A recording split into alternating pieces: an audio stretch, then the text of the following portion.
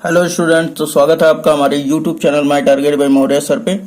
तो आज हम लोग देखेंगे क्लास 10th का एनसीईआरटी मैथमेटिक्स, जिसमें हम लोग प्रश्नावली 5.4 यानी कि अर्थमेटिक प्रोग्रेशन, और जिसे हम लोग हिंदी में कहते हैं समांतर श्रेणी, और इसमें हम लोग 5.4 एक्सरसाइज करेंगे। और इसमें प्रश्न संख्या हम लोग पहला और दूसरा करेंगे। तो सबसे पहले हमारा प्रश्न दिया हुआ है एपी 121, 117, 113 डॉट डॉट डॉट का कौन सा पद सबसे पहला ऋणात्मक पद होगा। संकेत में दे दिया है एन इज लेस देन 0 के लिए n ज्ञात कीजिए। अब देखिए दोस्तों कि यहाँ पर अगर संकेत नहीं भी दिया रहेगा तो हम आपको समझा देते हैं, और ये आपका पूरा एकदम स्टेप बाय स्टेप हम समझाएंगे और पूरा क्लियर आउट हो जाएगा, एक भी नहीं बचेगा, और आपको ऐसा नहीं फील होगा कि मतलब ये समझ में नहीं आया। और आप इस वीडियो को बस एंड तक देखें, आपका सारा क्लियर आउट हो जाएगा। और इसके बाद प्रश्न संख्या हम लोग 2 देखेंगे। ठीक, तो चलिए पहला प्रश्न को करते हैं। तो हमने लिख लिया कि चूंकि दिया है एपी क्या दे दिया 121, फिर 117, फिर 113 डॉट डॉट डॉट, तो इस बात को हम लोग लिख ले रहे हैं। तो यहाँ पे हमने लिख लिया कि चूंकि दिया है एपी, ठीक, ये हमने लिख लिया। अब पूछ रहा है कि का कौन सा पद सबसे पहला ऋणात्मक पद होगा। तो ध्यान दीजिएगा, जो ऋणात्मक होता है, तो थोड़ा सा रफ साइड में आपको समझा दें हम। तो 0 ये हो गया, 0 से इधर क्या होता है, सब धनात्मक होता है, दाएं ओर की सभी अंक, जैसे 1 हो गया, 2 हो गया, 3 हो गया, ये डॉट डॉट डॉट। 0 से छोटा क्या होता है, तो -1, -2, -3, है ना। अब देखिए 0 से छोटा बोल रहा है कि का कौन सा पद सबसे पहला ऋणात्मक पद होगा। तो सबसे पहला ऋणात्मक पद कौन सा होगा, लेकिन इसमें तो एपी दिया हुआ है 121, 117, 123 डॉट डॉट डॉट। तो यहाँ पर ध्यान दीजिएगा कि जो भी पद होता है, जैसे यक्स बराबर हमने 0 ले लिया, तो ये जो होगा ये किससे छोटा होगा, 0 बड़ा होगा किससे, इन सभी से। यानी यक्स का जो मान अगर हमने लिया यहाँ पे यक्स बराबर -2, है ना, तो ये क्या होगा, 0 से ये मान छोटा होगा। तो इसको कैसे दर्शाएंगे, यक्स इज लेस देन 0, यानी कि यक्स का मान छोटा है इससे, 0 से। अगर मान के चलिए यक्स का मान -3 ले लिया हमने, यक्स बराबर -3, तो ये किस तरह दर्शाया जाएगा, उसी तरह फिर से, यानी कि यक्स इज लेस देन 0, यानी कि जो -3 है वो छोटा है 0 से। ओके, तो यहाँ पर देखिए कि हमको ये तो पता ही नहीं है कि कौन सा पद, यहाँ पे बोल दिया है कि का कौन सा पद सबसे पहला ऋणात्मक पद होगा। तो हम लोग मान लेते हैं कि n वां पद जो होगा, यानी an जो होगा, ये सबसे पहला ऋणात्मक पद होगा, है ना। तो ये चीज हम लोग लिख लेंगे कि माना n वां पद सबसे पहला ऋणात्मक पद होगा। तो हमने यहाँ पे लिख दिया कि माना n वां बराबर पहला ऋणात्मक पद है। अगर ये ऋणात्मक है तो मतलब कि 0 से छोटा है, तो 0 से छोटा है, तो यहाँ पे लिख देंगे an इज लेस देन क्या है, 0 है। ठीक, अब देखिए यहाँ पर कि अगर हम लोग n का मान ज्ञात कर ले तो पता चल जाएगा कि कौन सा पद जो है सबसे पहला ऋणात्मक पद होगा। तो यहाँ पर देखिए दोस्तों, सबसे पहले इसको हल करना स्टार्ट करते हैं। तो हल करने से पहले हम लोग यहाँ पर a और d का मान ज्ञात कर लेते हैं। चूंकि an बराबर क्या होता है, a plus n minus 1 into D, तो a का तो मान फाइंड आउट हो जाएगा। तो यहाँ पर लिखेंगे कि चूंकि a बराबर क्या हो जाएगा, तो a बराबर 121 हो जाएगा। फिर उसके बाद d बराबर क्या होगा, तो आपको पता है ये हमारा a1 होता है, ये a2 होता है, तो a2 माइनस a1, तो 117 माइनस का 121, जब घटाएंगे तो कितना बचेगा, तो 21 में से जब 17 घटाते हैं तो माइनस का 4 आ जाएगा। d का मान क्या आएगा, -4। उसके बाद अब देखिए यहाँ पर कि सिंपली अब इसका फॉर्मूला लगा देते हैं। an बराबर क्या होता है, तो a plus n minus 1 into D, और ये लेस देन का सिंबल लगाएंगे, लेस देन 0। अब यहाँ पर ध्यान दीजिएगा कि a का मान कितना है, तो यहाँ पर से रखेंगे 121, फिर plus n minus 1 into D का मान क्या रखना है, -4, और इज लेस देन 0 है। उसके बाद फिर ये -4 का इस प्लस में करेंगे तो ये क्या हो जाएगा, 121, ये क्या हो जाएगा -4, और ये ब्रैकेट में हमारा क्या है n-1 इज लेस देन 0। अब देखिए कि ये 121 लिख लेंगे, फिर -4n का n में गुणा करेंगे तो -4n, फिर -4 का -1 में करेंगे तो +4 इज लेस देन 0। उसके बाद फिर क्या 121 में 4 जोड़ देंगे, प्लस का है तो क्या हो जाएगा हमारा 125 -4n इज लेस देन 0। उसके बाद देखिए कि क्योंकि ये इनइक्वालिटी का सिंबल है हमारा, ये इनइक्वालिटी इक्वेशन होता है यानी समीकरण होता है, ठीक है।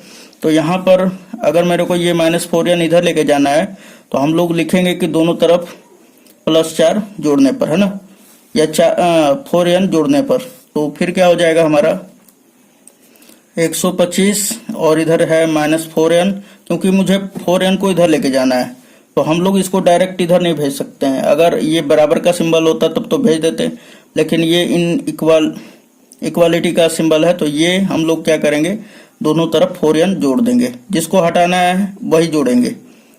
तो इज लेस देन, इधर भी क्या जुड़ेगा 0 + 4n। अब देखिए ये वाला और ये वाला कैंसिल आउट हो गया, वही बात हुआ, इधर भेज दीजिए या दोनों तरफ जोड़ दीजिए। तो इसमें आप डायरेक्ट उधर नहीं भेज सकते हैं ना, बराबर के, सॉरी लेस देन के उधर। तो हमने कटा दिया, बचा इधर क्या 125 इज लेस देन 0 में 4n जोड़ेंगे तो हमारा 4n हो जाएगा।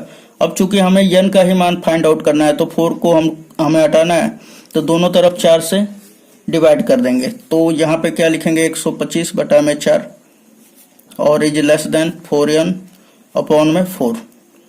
अब देखिए यहाँ पे कि 4 से 4 डिवाइड हो जाएगा और यहाँ पे कीजिए तो 4 से तो ये कटेगा हमारा 4 तिया 12, फिर 4 एकम 4, फिर पॉइंट, अब 1 बचा तो 4 दूना 8, फिर 2 बचेगा, फिर हमारा एक बार पॉइंट लगा दिया तो 0 आ जाएगा, 4 5 20। तो ये तो आप डिवाइड करने आप जान रहे होंगे। तो यहाँ पे 31.25 यहाँ पे आप देख सकते हैं इज लेस देन n है। कहने का मतलब है कि n का जो मान है बड़ा है किससे, तो 31.25 से, यानी 31.25 जो है छोटा है n से। तो n का जो मान है यहाँ पे देखिए कोई भी पॉइंट में नहीं आया है मान, है ना, जो हमारा AP दिया हुआ है ये पॉइंट में दिया ही नहीं है। तो हम लोग इसको क्या ले लेंगे, धनात्मक पूर्णांक में ले लेंगे और पूर्णांक संख्या लेंगे, ठीक है। तो अब बताइए 31.25 से थोड़ा सा अधिक कौन सा है, जी हाँ 32 होगा। तो यानी कि हम लोग कह देंगे ये तो n का मान बड़ा है इससे, तो हमने बोल दिया कि n का जो मान है 32 है। तो हम कह देंगे कि यहाँ पर लिख देंगे कि चूंकि 32वां पद हमारा सबसे पहला ऋणात्मक पद होगा, यही आंसर हो जाएगा। तो हमने यहाँ पे लिख दिया, अतः 32वां पद सबसे पहला ऋणात्मक पद होगा। तो उम्मीद है ये समझ में अब आपको आ गया होगा, ठीक। चलिए नेक्स्ट क्वेश्चन नंबर 2 देख लेते हैं हम लोग। चलिए क्वेश्चन नंबर दूसरा हम लोग पढ़ लेते हैं। किसी एपी के तीसरे और सातवें पदों का योग 6 है और उनका गुणनफल 8 है। इस एपी के प्रथम 16 पदों का योग ज्ञात कीजिए। तो यहाँ पर ध्यान दीजिएगा कि क्या क्या दे दिया है। तो यहाँ पे लिख लेंगे कि चूंकि प्रश्नानुसार हमारा तीसरा और सातवें पदों का जो योगफल है यानी कि जोड़ है वो 6 दे दिया है और उनका गुणनफल जो है 8 दे दिया, यानी उनका किनका, तो तीसरा और सातवें पदों का गुणनफल किसके बराबर है, 8 के बराबर है। तो इस एपी के 16 पदों का योगफल ज्ञात करना है ना। तो चलिए इसको देख लेते हैं हम लोग। चलिए तो यहाँ पर देखिए कि हमने लिख लिया कि चूंकि दिया है, और यहाँ पर देखिए कि सबसे पहले बोला है किसी एपी के तीसरे और सातवें। तो हमारा जो तीसरा पद होगा क्या होगा, A3 होगा, और सातवें बोल रहा है यानी कि A7, और बोल रहा है इन दोनों तीसरे और सातवें पदों का योग जो है 6 के बराबर है। तो इन दोनों का प्लस कर देंगे हम लोग, यानी योगफल ये किसके बराबर है, तो सातवें के बराबर है। और बोल रहा है कि और उनका गुणनफल 8 है, किनका, तीसरा और सातवें पदों का। तो तीसरा यानी A3 और गुणनफल का मतलब होता है गुणा, और A7 का गुणनफल जो है 8 के बराबर है। तो फिर लास्ट में बोल रहा है आपसे कि इस एपी के प्रथम 16 पदों का योग ज्ञात कीजिए। 16 पदों का योग मतलब योग को हम लोग SN से दिखाते हैं, है ना। तो यहाँ पे चूंकि हमें यस 16 यानी कि 16 पदों का योग, ये यस का मतलब होता है सम, इज इक्वल टू वाट, है ना। तो इतना अब आपको समझ में आ गया होगा। तो सबसे पहले यस 16 को ज्ञात करने के लिए क्या हो जाएगा इसका फॉर्मूला, तो इसका फॉर्मूला होता है 16/2, कोष्ट में हो जाएगा हमारा 2a + n 16 - 1 गुणे डी। तो यहाँ पर a और d का मान फाइंड आउट करना बहुत इंपॉर्टेंट है, जो कि इन दोनों ही इक्वेशन से मिल पाएगा, है ना। तो चलिए a3 का क्या होता है फॉर्मूला, a + 2d। a3 बराबर क्या होता है, a + 2d। फिर ये प्लस का सिंबल है, प्लस हमने दे दिया। a7 का क्या होगा, a + 6d is equal to 7। अब देखिए a और a मिलके क्या हो जाएगा 2a, और 2d और 6d कितना हो जाएगा 8d इज इक्वल टू क्या हो जाएगा, ये हमारा दो पदों का योगफल जो है 6 के बराबर है। तो यहाँ पर 6 लिख लेंगे आप, और ये भी 6 हो जाएगा हमारा, ठीक। तो ये हो जाएगा 6। उसके बाद दोनों में से 2 कॉमन कर लेंगे, तो क्या हो जाएगा हमारा a + 4d, और इज इक्वल टू ये इधर भेज देंगे तो 6/2 हो जाएगा हमारा, ये 2 तिया 6, यानी कि a + 4d is equal to हमारा 3 आया। तो अब आप यहाँ पर देखिए कि सबसे पहले हम लोग सोचने लगेंगे कि भाई यहाँ पे तो a और d का मान ही नहीं दिया हुआ है, तो फिर कैसे इसमें निकाले हम लोग। तो इक्वेशन बना सकते हैं। तो इसको एक काम कीजिए कि a बराबर निकाल लीजिए, क्योंकि इसमें भी आपका क्या आ जाएगा a और d के पदों में, और a और d का मान पता ही नहीं है। जब किसी भी वैल्यू का हम लोगों को किसी भी हमारा मतलब कि जो दिया हुआ है चर, अगर उसका मान निकालना है तो सभी वैल्यू जो है एक ही चर में कन्वर्ट होना चाहिए, तभी जाके निकल पाएगा एक का मान। तो हम लोग क्या करते हैं, a का मान यहाँ से निकाल लेते हैं। तो a का मान क्या आएगा, ये प्लस का 4d उधर गया तो माइनस का, सो a इज इक्वल टू क्या हो जाएगा 3 - 4d, और इसको मान लेंगे समीकरण 1, ठीक। अब देखिए तथा और क्या दिया हुआ है, a3 और a7 का मान, a3 और a7 इज इक्वल टू क्या है 8 है। तो यहाँ पे लिखेंगे तथा a3 into a7 is equal to कितना है हमारा, तो 8 है, ठीक। तीसरे और सातवें पदों का गुणनफल किसके बराबर है, तो 8 के बराबर है। a3 का मान धरिए क्या हो जाएगा a + 2d, और फिर इंटू a7 का क्या होगा a + 6d। अब देखिए जहां भी a है ना, वहां पर क्या रखेंगे, समीकरण 1 से a का मान रख देंगे, सभी d में कन्वर्ट हो जाएगा, और d का मान फाइंड आउट करेंगे, फिर d का मान इसमें रख देंगे, a का भी मान मिल जाएगा, है ना।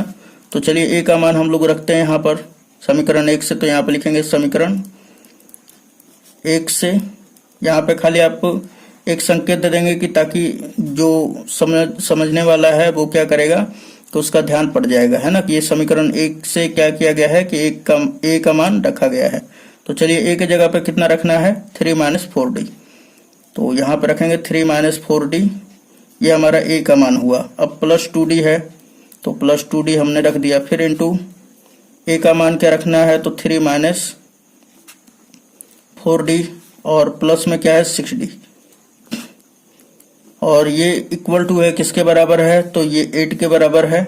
तो ये हमने 8 लिख दिया। अब उसके बाद देखिए कि ये 3, फिर -4d + 2d घटेगा तो कितना बचेगा, माइनस का 2d। अब यहाँ पर देखिए ये 3 है, और माइनस ये हमारा 4d है, और यहाँ पर 6d घटेगा तो कितना बचेगा, प्लस का 2d, क्योंकि जो 6d है ये बड़ा है 4d से। सो इज इक्वल टू कितना हो जाएगा 8। अब देखिए यहाँ पे a - b a + b, this applied at a² - b², यानी कि 3 का स्क्वायर माइनस 2d का whole square is equal to कितना 8। 3 का स्क्वायर क्या हो जाएगा 9, और 2d का स्क्वायर क्या होगा -4d² इज इक्वल टू कितना हो जाएगा 8। अब देखिए ये इधर भेज देते हैं और ये इधर लेके आते हैं, तो ये 9 इधर ही है, 8 प्लस में था इधर आया तो माइनस में, और इज इक्वल टू इधर आ जाएगा हमारा 4d²। अब देखिए कि 9 में से 8 घटाएंगे तो 1 बचेगा, और 4 इधर गुणा में इधर भेज देंगे तो भाग में। और अब देखिए कि ये स्क्वायर है, तो हमको तो d का मान ज्ञात करना है, तो स्क्वायर भेजेंगे तो रूट चढ़ जाएगा, और रूट के सामने क्या होता है प्लस माइनस आ जाता है, ये d के बराबर होगा, इतना समझ में आया। फिर उसके बाद वर्गमूल निकालेंगे तो हमारा डी बराबर क्या आ जाएगा, तो प्लस माइनस 1/2 आ जाएगा। ठीक है दोस्तों, तो अब देखिए डी का मान क्या मिला हमें। डी का मान हमें 2 मिल गया। एक तो डी बराबर हमें मिल गया 1/2 प्लस का ले लेंगे, और एक डी बराबर माइनस 1/2 हो जाएगा। तो ए का भी 2 मान आएगा। चलिए यहाँ पर रखते हैं समीकरण 1 में। तो 1 में रखेंगे तो ए का मान निकालना है हमें। तो ए बराबर चूंकि दिया हुआ है क्या, ए माइनस 3 माइनस 4d, और हमने जब डी का मान 1/2 लिया तो यहाँ पर क्या हो जाएगा, ए बराबर 3 माइनस 4d का मान कितना रखना है, 1/2। कटा देंगे तो ये कितना होगा, 2 बार में जाएगा। 3 माइनस 2 बराबर क्या हो जाएगा, 1 बचेगा हमारा।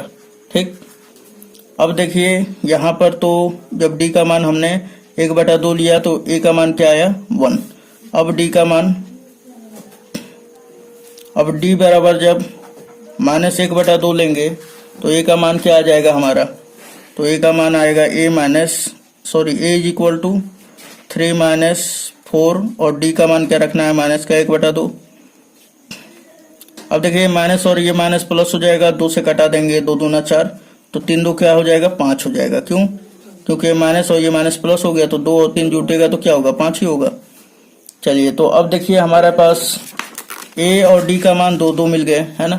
तो यहाँ पर ध्यान दीजिएगा थोड़ा सा, डी का मान 1/2 जब हमने लिया था तो ए का मान कितना आया था, ए का मान हमारा 1 आया था। ठीक, और जब डी का मान हमने माइनस 1/2 लिया तो ए का मान कितना आया था, 5 आया था। ये हमने लिख लिया। तो अब हम लोगों को ज्ञात करना है क्या दोस्तों, तो यहाँ पे देखिए हमने बोला था ना यस 16 का मान ज्ञात करना है। तो चलिए यस 16 का मान ज्ञात कर लेते हैं। तो यहाँ पर सबसे पहले इस डी और ए के लिए हम लोग यस 16 का मान ज्ञात करेंगे। तो चलिए यहाँ पर हमने ये खींच दिया कि ताकि आसानी हो जाए। तो चूंकि यस एन बराबर क्या होता है, n/2 ब्रैकेट में 2a plus n-1 into D होता है। अब देखिए यहाँ पर कि अगर n के जगह पर 16 आ जाए तो यहाँ पे 16/2, यहाँ पे 16 माइनस 1 हो जाएगा, है ना। बाकी सब उसी तरह रहेगा। तो चलिए यस 16 बराबर क्या हो जाएगा, 16/2, और ये ब्रैकेट में 2a का मान कितना है, तो 1 है, तो यहाँ पे 1 रख देंगे। फिर प्लस n-1 यानी 16 माइनस 1, तो क्या बचेगा हमारा 15, और डी का मान क्या है 1/2, तो यहाँ पे लिख देंगे 1/2, ब्रैकेट लगा दीजिए। फिर इसको कटाइए, 8 बार में कटेगा, ये आएगा हमारा 8, और यहाँ पर इसको हल कर लेंगे 2 और प्लस 15/2। इसके भी बटा में 1 छिपा हुआ है, तो इसका एलसीएम निकाल लीजिए, कितना हो जाएगा, तो 8, और ये हो जाएगा हमारा 2 दूना 4, एलसीएम तो आएगा 2 दूना 4, और 1 में 15 का करेंगे तो 19, और चलिए 2 को कटा दे, 8 से कटा दे, 2 को कटा देंगे 2 से, है ना। 8 को तो कितना बार में कटेगा, 4 बार में। 19 का 4 में मल्टीप्लाई करेंगे तो 19 चौके 19 या 57, 19 चौके 76 हो जाएगा, है ना। तो यहाँ पर यस 16 का मान कितना आ जाएगा, 76। ठीक, उसके बाद अब निकालेंगे हम लोग जब वो ए बराबर और डी बराबर आएगा तब। तो यहाँ पर हमारा क्या आ गया, यस 16 का मान 76। अब चलिए इस डी और ए के लिए अब हल करते हैं। तो फिर यहाँ पर लिख लेंगे यस 16 बराबर क्या हो जाएगा, यही वाला लगाएंगे फॉर्मूला, है ना। तो यहाँ पे n/2 है, तो यहाँ पे क्या होगा, यहाँ पे डायरेक्ट 8 लिख दे रहा हूँ, ब्रैकेट में 2, और ए का मान क्या है दोस्तों, तो 5 है। फिर प्लस n-1 यानी 15, और चूंकि n का मान तो 16 ही होगा, और डी का मान क्या है, तो -1/2। चलिए -1/2 लिख दिया हमने, और ये ब्रैकेट पूरा क्लोज। उसके बाद देखिए कि ये 8 है हमारा, फिर 5 दूना कितना हो जाएगा, 10, फिर ये माइनस और ये प्लस क्या हो जाएगा, माइनस का, और 15/2। उसके बाद ये एलसीएम निकालेंगे आप, तो ये 8 और इसके भी बटा में 1 छिपा हुआ है 2 और 1 कैल्शियम क्या हो जाएगा 2 ही होगा। 2 का इसमें गुणा करेंगे 20 माइनस 15। ठीक, उसके बाद फिर 8 मल्टीप्लाई 20 में से 15 घटेगा तो 5 बटा में 2, 2 चौके 8 और ये 5 में 4 का मल्टीप्लाई होगा तो 20 हो जाएगा। ठीक, तो यानी कि यहाँ पर यह 16 का मान कितना आया 20 आया। चलिए तो दोस्तों उम्मीद है आपको ये पूरा वीडियो लेक्चर समझ में आया होगा, और सब वीडियो देखना चाहते हैं अगर इस प्रश्नावली का तो आप सर्च कीजिए my target by Maurya sir. My target by Maurya sir, बहुत आसान सा नाम है जो कि आप बोल सकते हैं, और ये मेरे चैनल का नाम है जिससे आप बोलकर और पूरा वीडियो देख सकते हैं। और आप क्लास 11th 12th और अदर भी सब्जेक्ट का प्रिपरेशन करना चाहते हैं तो ये जो चैनल है आपके लिए बहुत ही यूजफुल होगा। ठीक है, तो चलिए मिलते हैं नेक्स्ट वीडियो में। धन्यवाद।